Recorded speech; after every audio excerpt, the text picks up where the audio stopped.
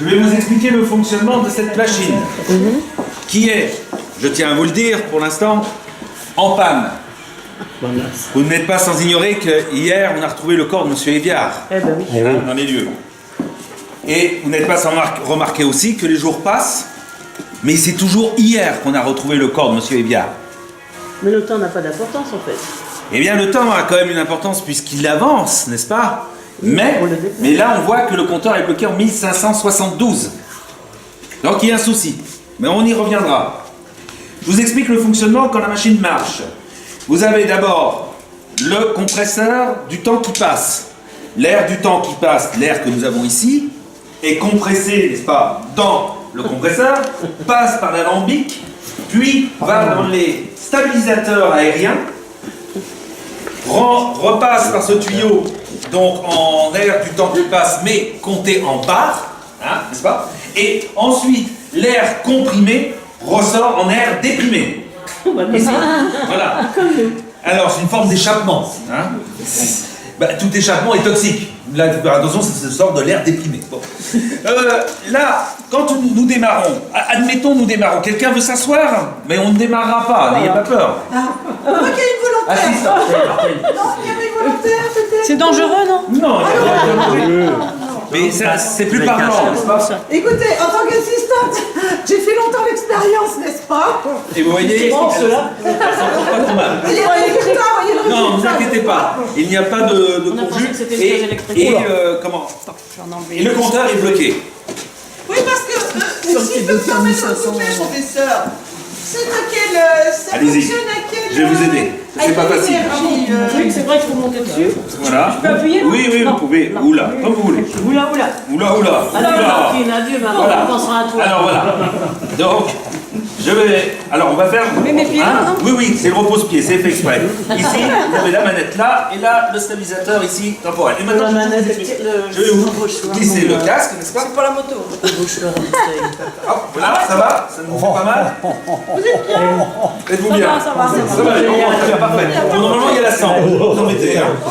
Donc, comme on ne démarre pas. Alors, le casque, à quoi sert le casque?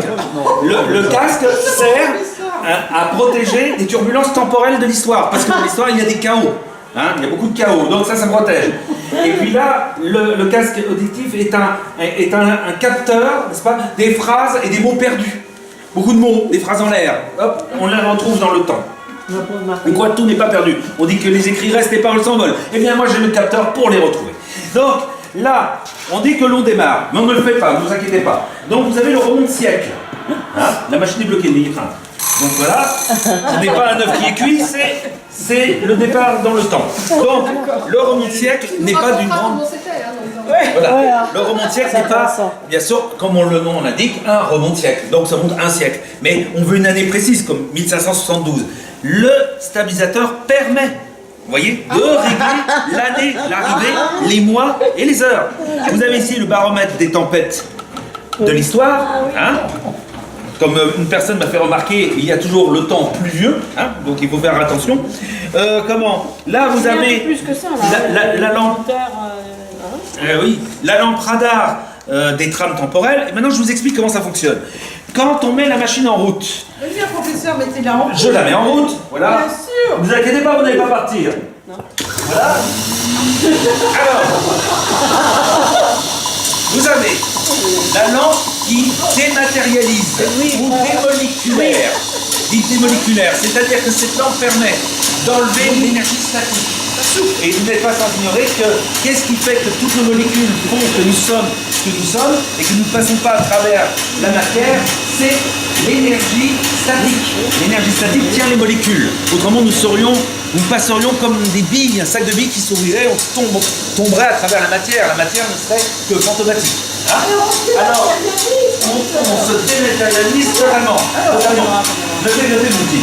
Et alors, donc là, ça couvre donc de son rayon la dématérialisation, donc les molécules se défont, hein, et ça permet de passer à travers les trames. Qu'est-ce qui... L'espace, oui, d'abord, je vous explique, l'espace. L'espace, on le voit en jouant l'image de cosmos. Mais en fait, il faut basculer l'espace. L'espace n'est que des trames temporelles comme un feuilleté. Vous voyez? Donc, les trames temporelles sont démontées par la machine à coudre et découdre les trames temporelles.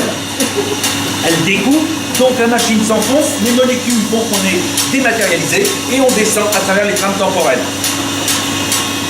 Pour ne pas se faire d'en haut, vous avez l'antenne GPT, géolocalisée temporairement. Donc là, il y a une autre antenne. Vous voulez dire répéter, je note, c'est très important. Oui, l'antenne GPT, excusez-moi. Voilà. C'est un repère olfactif dans les couloirs du temps. Donc ça permet de se relier à la borne relais que vous avez à le premier étage, hein, qui est le disque dur, en quelque sorte, de cette machine, et qui permet de noter le voyage, de le garder et aussi de revenir, parce que c'est une sorte de fil d'Ariane, n'est-ce pas, dans le temps, et ça, on ne pourrait pas revenir à la bonne époque, hein, on se perdrait dans les trames temporelles. Donc, vous avez l'antenne GPT, au-dessus, c'est l'antenne Total GPT avec les miroirs, je sais pas si vous avez vu au dernier étage, qui, avec ces petits miroirs, capte la lumière des étoiles, et donc est retraduit par la fileuse de temps, que nous retrouvons après, retraduite par la machine à coudre et à découdre. Ici, vous avez le frein à main en cas de faille spatio-temporelle brutale. Donc là, on peut quand même freiner, il y a un feu d'arrêt. Vous avez le carburant, c'est important, le carburant qui est fait d'éther, d'eau de vie et d'un autre produit que je ne divulguerai pas ici parce que nous avons toujours des fois américains, japonais, enfin nous sommes surveillés. Hein, voilà. Ça va, tout se passe bien pour vous, on n'est pas mal. Bon, voilà. Donc là, vous avez compris la plupart des instruments. Ici, c'est le cap en 360 degrés, hein, qui permet de ne pas perdre le nord. Dans toute chose dans l'histoire, on ne peut jamais perdre le nord. Donc ça nous permet de stabiliser. Et ça est relié, comme vous le voyez, au stabilisateur aérien qui permet, propulseur stabilisateur, qui permet de vous orienter dans le temps. Vous notez mon petit, vous notez? Ah oui, c'est vrai. Voilà, alors.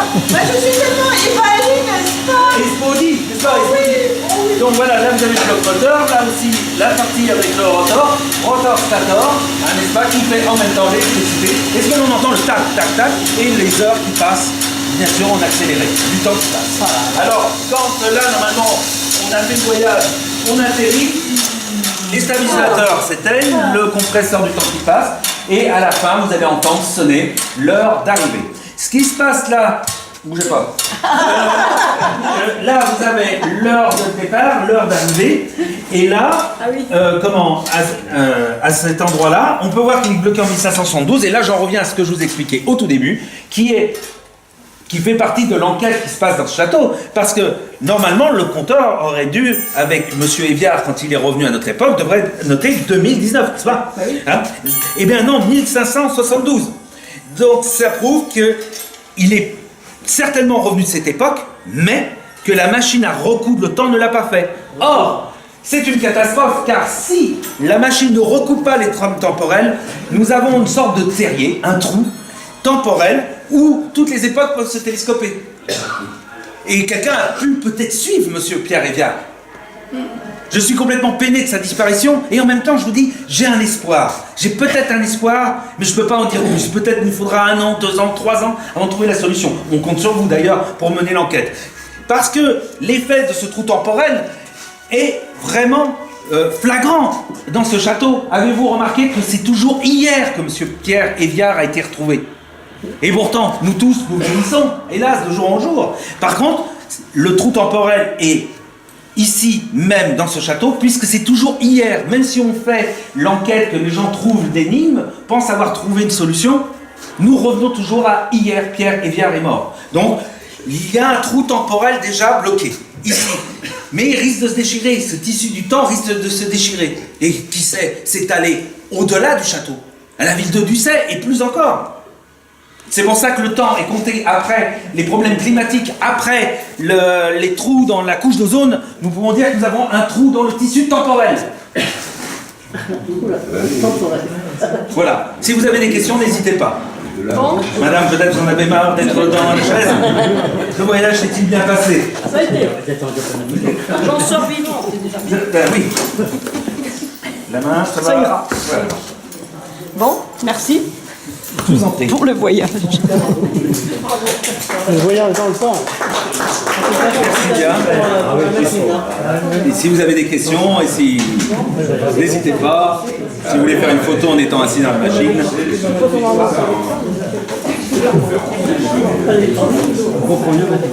Voilà. Hein, et bien surtout qu'il va falloir trouver une solution parce que je vous dis, le problème va grandissant.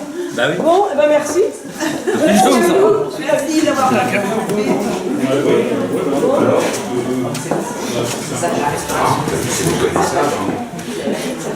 Ah, un petit coup de neuf, un château. Ah, un petit coup de neuf.